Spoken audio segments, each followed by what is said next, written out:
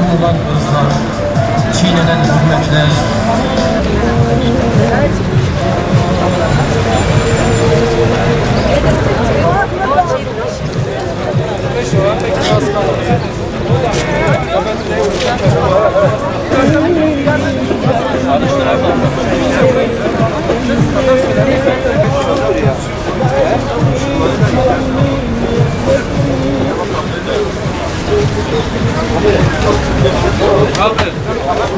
Hocam kılıç, nande çekik, çekik yok.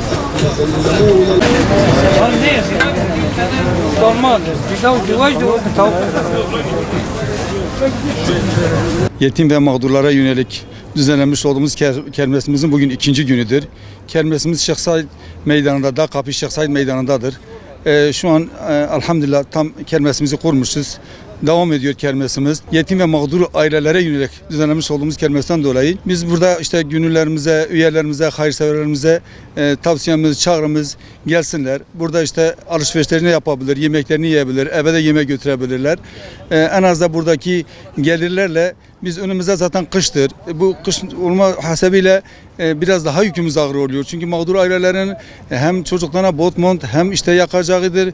Yani ekstradan bize bir gelir olduğu için biz ondan dolayı diyoruz işte hayırseverlerimiz, üye ve gönüllerimiz gelsin burada en az bir katkıda bulunsunlar. İnşallah biz de bu gelen gelirlerle, bu bağışlarla bu mağdur ailelerimizin ihtiyaçlarını inşallah gideririz. Bizim kermesimiz inşallah pazar günü yani ayın 21'ine kadar devam edecek.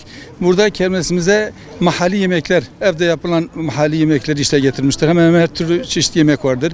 Aynı şekilde işte elbisedir. Ondan sonra bayanlara yönelik bazı elbiselerimiz vardır. Yani inşallah buraya gelirse ayakkabılardır, battaniyelerdir. Yani hemen hemen bir evin ihtiyacını karşılayacak şeylerimiz vardır inşallah. Eşyalarımız vardır. Şimdiden gönüllülerimiz, üyelerimiz ve hayırseverlerimizin yapacağı katkılardan dolayı Rabbim onlardan razı olsun. Kendilerine teşekkür ediyoruz.